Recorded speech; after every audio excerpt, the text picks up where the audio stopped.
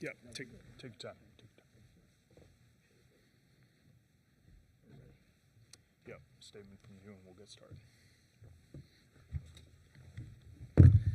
Man, I wanted to sit in that locker room forever, honestly. And I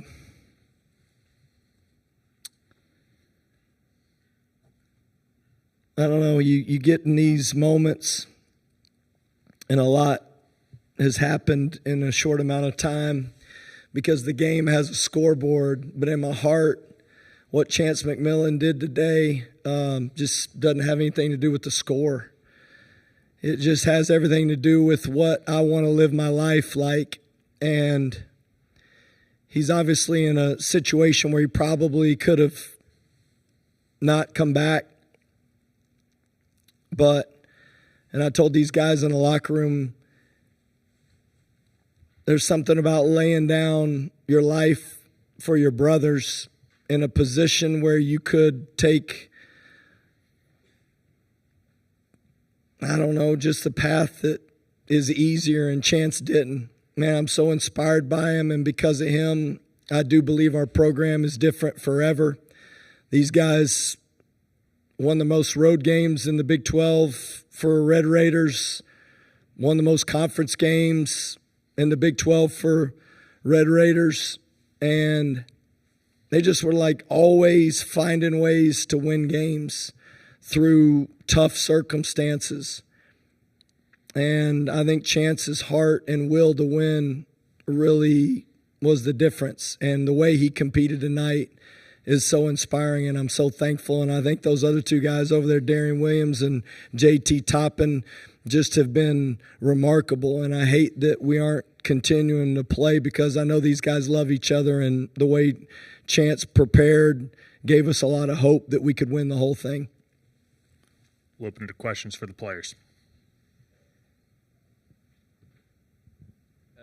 Chance, just hearing what your coach had to say about you and being able to play your final college game here in the Bay Area, what did that just mean to you, especially the night you had tonight? I just came in with the mindset of playing and giving my team the best chance there is. It took a lot. I know by playing there was a lot of risk that came with it, but I love these dudes, so I was willing to risk that. That's really it. Nathan Geese, Lubbock Avalanche Journal, just for Darian and JT, if you can, muster what you got, just the emotions you're kind of feeling right now from walking out the court and having this run kind of end from what you guys did accomplish. I think we accomplished a lot. Not what we wanted, obviously, but I mean, we were picked to finish like 7th in conference. Like nobody, if anybody told you, they thought we were going to be in the Elite Eight, they'd be lying to you. So besides our team and our inner circle, so I mean, at the end of the day, I think we it hurts right now when we look back at it. I feel like we could have went farther, but I mean, I think overall we had a good season, and yeah, that's all I got for you. Yeah, same with what he said. It was a good season. Yeah, nobody picked us to be here, so just to look back at it now, I'm just proud, and I love my teammates, and I'm just sad about the outcome. It's just, yeah. For Chance, Steve Cronin from San Francisco Chronicle. First, just trying to just make sure I got it right, but you mentioned Star of the Sea and St. Thomas Apostle, where you went in elementary school in the city? Yes. Okay, then the question for today, at what point did you realize you could play? And a lot of times athletes say when they're coming back from injury, there's first getting over the injury physically, and then you kind of have to get over it mentally, that maybe you feel okay, but you're not sure. So how did you deal with that part of it?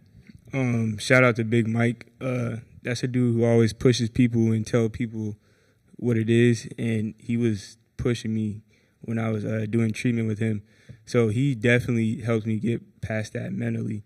And I was just putting in the work, and when I woke up this morning, I knew I was playing. Further questions from the room for the players? Yeah, just as everything was kind of unfolding there in the last few minutes, was there any moment where you guys thought, okay, this is kind of over for us, or did it just kind of sink in when the clock hit 0 and the game was done? Yeah, it kind of just hit when the clock hit 0. Wish I could change a few plays that happened, but yeah, can't go back and do that. But I mean, I thought we could win it until it hit 0. Same. I thought we could win it the whole game. It wasn't a thought in my mind until the clock hit 0. Obviously, it was definitely some plays we could have changed, especially on free throws. But yeah, I thought we was gonna win it the whole time. Same till it hit 0. Okay, guys. Thank you for your time. We'll go with questions for Coach McCaslin from the room. Hey, Grant. Nathan Cannon from the Bay Area News Group. We just talked a lot about what he had to go through the last just 24 hours to get to play. I'm curious what you feel like he embodies in terms of the players you like to bring into this program. I told the guys we do a free shoot the night before we play on the road. If we get in early enough and it's an evening game and it's open, they can do whatever they want. And Chance goes to the block and does form shooting on both ends, and then he goes to the free throw line, and then he shoots threes at each spot, and he does it on both ends. Then he goes back to the free throw line and finishes till the end of the clock. And he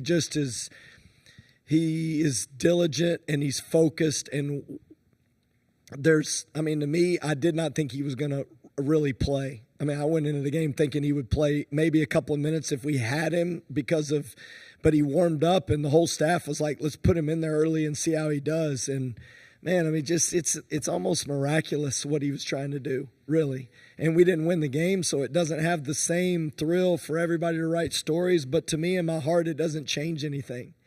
What he was willing to sacrifice for the guys to put himself in position, I don't think anybody really understands it. And in my heart and in our guys' hearts, they know that he loved them that much that he was willing to do whatever. There's not many times you get to see guys do that, and he did. And that's how he lived his life, and that's how he approached the whole season, and that's how he was every day. It's not today. It's how he was every day, and that's why we got the opportunity to be in the Elite Eight, and it really does hurt that we couldn't win it and give him another opportunity to compete. Kyle Bonnegar with ESPN. Clayton obviously hit some big shots down the stretch. What about him is just hard to match up against? And then he also has that ability to get to the line as well. Yeah, that was the part that honestly I was disappointed in, was just that he got to the free throw line so much. And, he's a hard cover. He just is so difficult. He can hurt you in so many different ways. He's dynamic at shooting, but he's crafty in his change of pace, and they do such a good job of moving the ball. And we decided we were going to live with those forwards making threes, and that's what made it difficult when you're keying on him, and then he's starting to get fouled, and then other guys need to step up, and they did. I did think we got fatigued late, like that last 5 minutes. We didn't quite keep 2 on him. We lost him twice, but his motor's real, and his ability to get a shot off is and that's a great Florida team. And I do want to give them a ton of credit because they had a good plan for the last 5 minutes, and I didn't do a good enough job of keeping the ball out of Clayton's hands, and I didn't do a good enough job of getting our guys in the right position offensively so that we could finish the game and win it. Hey, Coach, Jared Johnson, Inside the Red Raiders. There was a big difference in terms of the free throw line attempts. They attempted almost twice as many, but then they also made at 92%, while y'all were 53, 54%. For such a good free throw shooting team for the year, it seems like that's cropped up in some tough times, some bad free throw shooting. I just wonder why you think that happened tonight. Was it fatigue or what went on? We have been a great free throw shooting team all year long. And unfortunately, I just think JT got in a rut. And, he's the one that missed 5 of them. And other than that, Darian Williams, I know they were trying to intentionally foul at the end, and we recognized it.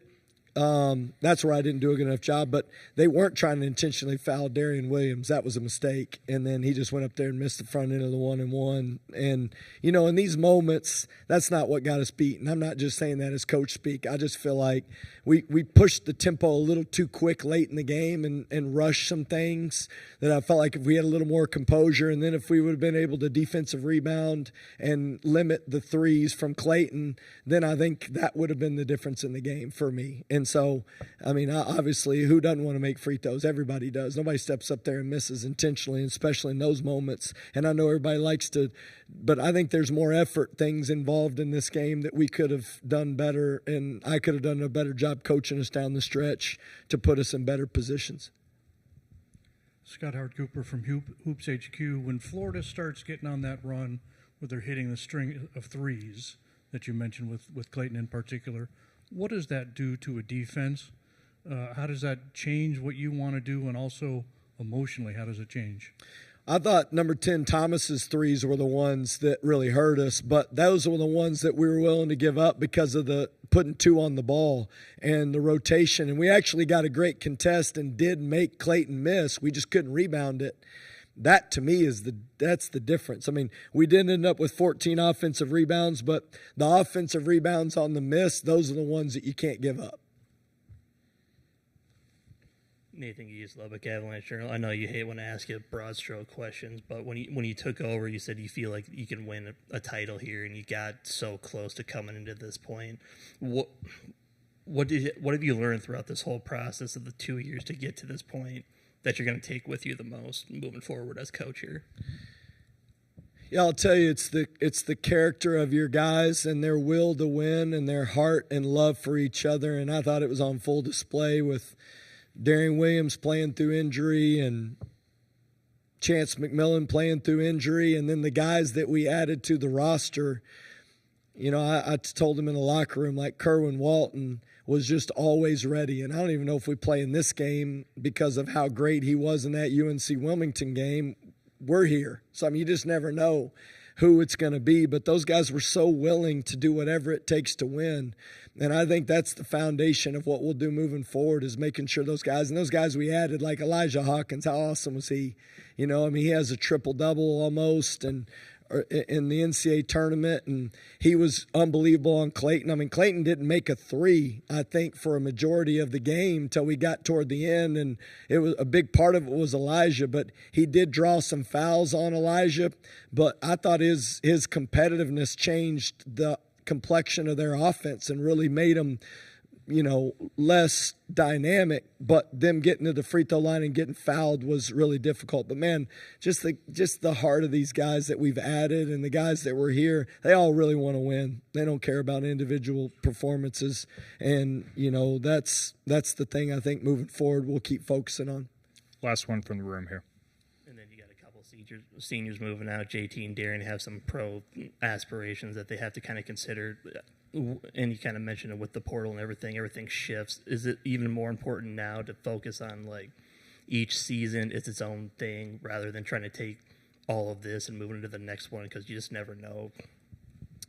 Yeah, I'm thankful. I'm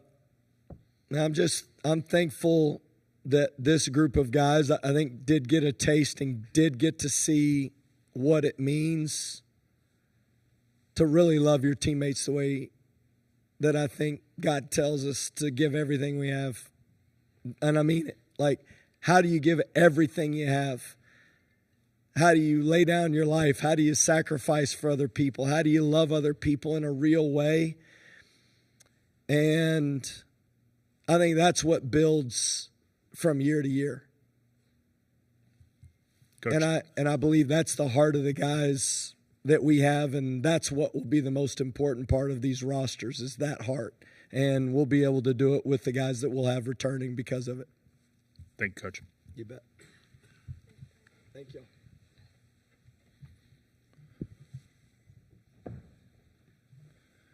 Everyone, the Texas Tech locker room will remain open until 6:30. That's roughly 15 minutes now. We'll be joined by Florida